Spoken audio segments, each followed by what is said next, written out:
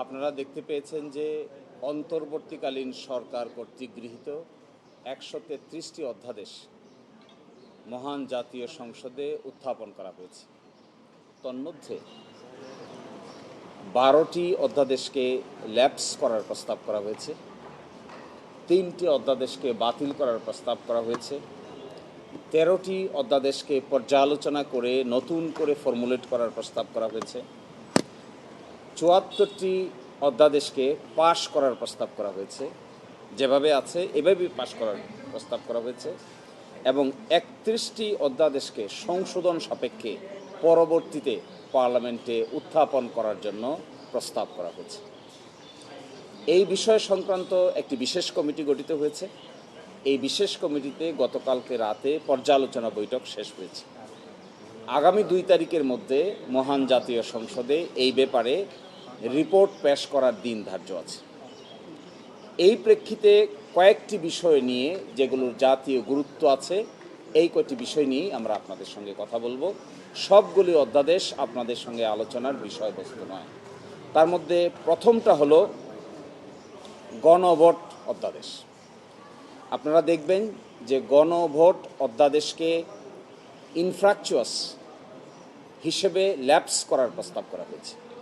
অর্থাৎ গণভোট অধ্যাদেশের আর কোনো কার্যকারিতা নাই, সেই জন্য এটি অটোমেটিক বাতিল হয়ে যাবে মর্মে গতকালকে মতামত প্রকাশ করা হয়েছে। আমরা মনে করি এই ধারণাটি সঠিক না।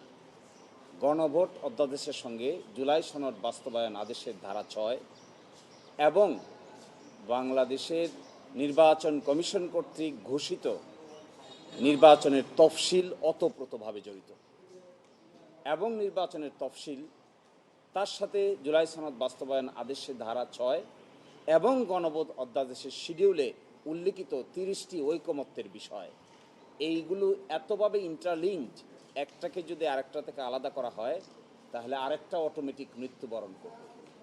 These are like inseparable twin, এগুলো অবিভাজ্য, অবিভক্ত। এই ৩টি আইন, বিশেষ করে ২টি আইন, গণভোট অধ্যাদেশ, তার সঙ্গে আছে জুলাই সনদ বাস্তবায়ন আদেশ, এবং একই সাথে আছে গণভোট অধ্যাদেশের শিডিউল এবং হাইকোর্টে যে রিট পিটিশনটি পেন্ডিং আছে তার রুল, একই সাথে নির্বাচন কমিশন কর্তৃক ঘোষিত নির্বাচনের তফসিল, এগুলো ইনসেপারেবল, এন্ট্যাঙ্গেলড, একটা থেকে আরেকটাকে সরিয়ে মৃত্যুবরণ করানোর কোনো সুযোগ আছে বলে আমরা মনে করি না। যা কিছু হবে এসব কিছুর একসাথে হবে।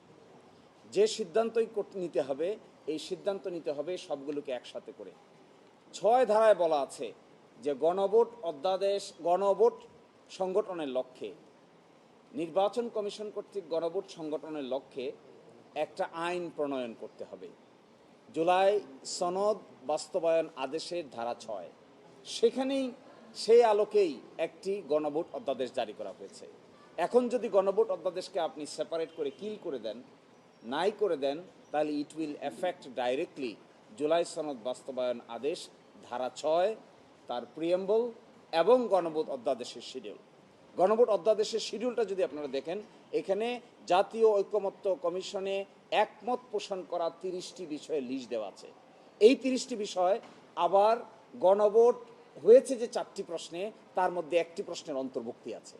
এখন যদি এটাকে বাদ করেন তাহলে আপনাকে জুলাই সনদ বাস্তবায়ন আদেশ নিয়েও প্রশ্ন উত্থাপিত হবে, একই সাথে জুলাই সনদ নিয়েও প্রশ্ন উত্থাপিত হবে। ফলে আমরা মনে করি দিস ইজ অ্যান অ্যাবর্টেড স্টেপ, এটা নেওয়া উচিত নয়। যা কিছু হওয়া উচিত, এই অধ্যাদেশকে পাশ করা উচিত, আর ভাগ্য নির্ধারণ করা উচিত জুলাই সনদ বাস্তবায়ন আদেশ, গণভোট অধ্যাদেশ, তারপরে হবে গণভোট অ্যাক্ট, তার সঙ্গে নির্বাচন কমিশন কর্তৃক ঘোষিত নির্বাচনের শিডিউল, সব কিছুর একসাথে সমাধান করতে হবে, অন্যথায় এটি কার্যকর হবে না। আপনারা ইন্টারেস্টিং, এখানে একটা জিনিস বলতে হবে, 1991 সালে বেগম খালেদা জিয়া সরকারের আমলে আরেকটা গণভোট অ্যাক্ট জারি করা হয়েছিল। যেই অ্যাক্টটা বাংলাদেশ সংবিধান থেকে ৫৫ সংশোধনীর মাধ্যমে যখন গণভোটকে বিলুপ্ত করে দেওয়া হয়, তখনও গণভোট অ্যাক্ট নামে একটা অ্যাক্ট কার্যকর ছিল। সংবিধানের আলোকে ১৪২ অনুচ্ছেদে যে গণভোটের বিধান আছে, এটাকে কার্যকর করার জন্যই মূলত গণভোট এক নামে একটা অ্যাক্ট পাশ করা হয়েছিল। কিন্তু আপনারা দেখবেন পঞ্চদশ সংশোধনী দীর্ঘদিন কার্যকর ছিল, যেখানে গণভোটের কোনো বিধান ছিল না। কিন্তু ঠিকই গণভোট অ্যাক্ট 1991 যা অক্টোবর মাসে জারি করা হয়েছিল সেটা কার্যকর ছিল। তাহলে এখন কেন তারা এই কথা বলছেন যে যেহেতু তার কার্যকারিতা নাই সেই জন্য অটোমেটিকটা বাতিল হয়ে যাবে? এই প্রশ্ন যদি আপনারা সমাধান করতে চান তাহলে জুলাই সনদ বাস্তবায়ন আদেশ একই সাথে জুলাই সনদ একই সাথে নির্বাচন কমিশন কর্তৃক ঘোষিত তফসিল এবং ইলেকশনের রেজাল্ট একসাথে ডিসপোজ করতে হবে। Otherwise there will be a legal chaos and legal complexities. Second প্রশ্ন, গুম প্রতিরোধ এবং প্রতিকার অধ্যাদেশ বাতিল করতে চেয়েছেন, একই সাথে মানবাধিকার কমিশন অধ্যাদেশও বাতিল করতে চেয়েছেন। কি কারণ দেখিয়েছেন জানেন? ইন্টারেস্টিং। তারা বলেছেন গুম এবং খুনের সাথে সরকারের সংবেদনশীল আইন শৃঙ্খলা বাহিনী জড়িত আছে মর্মে এই আইনটি পাশ করার দরকার নাই। এবং মানবাধিকার কমিশনকে স্বাধীনতা দেওয়া হয়েছে। সেখানে বলা হয়েছে মানবাধিকার কমিশনের চেয়ারম্যান সহ বাকিরা কিভাবে অ্যাপয়েন্টেড হবেন, সার্চ কমিটি হবে, আপিলের ডিভিশনের একজন বিচারপতির নেতৃত্বে সার্চ কমিটি গঠিত হবে। তাদের চাকরি থেকে যদি সরাতে হয় তাহলে সুপ্রিম জুডিশিয়াল কাউন্সিল যেভাবে সরায় একইভাবে মানবাধিকার কমিশনের চেয়ারম্যান সহ কমিশনের মেম্বারদেরকে সরাতে হবে। এবং গুমের ডাইরেক্ট তদন্ত করার ক্ষমতা দেওয়া হয়েছে মানবাধিকার কমিশনকে। এখন তারা বলছেন গুম প্রতিকার প্রতিরোধ আইনও থাকবে না, মানবাধিকার কমিশনের আইনও থাকবে না, তাহলে গুমের তদন্ত করার যে এজেন্সি আছে, যা ল এনফোর্সমেন্ট এজেন্সি, ডিজিএফআই থেকে শুরু করে পুলিশ পর্যন্ত তারা আসামি হয়, এই তদন্ত করবে কে? ওই আইনে আছে সো মোটো তদন্ত করতে পারবেন। কেউ যদি অভিযোগ নাও দেন, গুম কমিশন যদি মানবাধিকার কমিশন যদি মনে করেন শত প্রণোদিত হয়ে তদন্ত করবেন, তাও তারা তদন্ত করতে পারবেন। এখন এসে তারা বলছেন এই আইনগুলো ল্যাপস হয়ে যাবে, নতুন করে পুনর্বিবেচনা করে আইন প্রণয়ন করা যেতে পারে। আমরা মনে করি this is disregard to the whole reform process, this is also disregard to the international community. এই আইন প্রণয়নের সঙ্গে আমরা যারা জড়িত ছিলাম, দেশে বিদেশের মানুষ যারা জড়িত ছিল, this is serious violation of their intent and agreement and argument.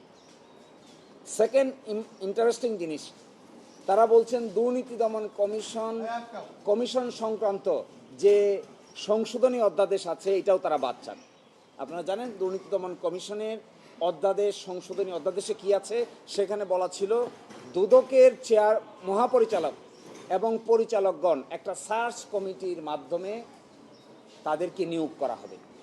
সরকার চাইলেই হায়ার এবং ফায়ার করতে পারবেন না। তারা বলছেন এই সার্চ কমিটির বিধানটাকে তারা বাতিল চান।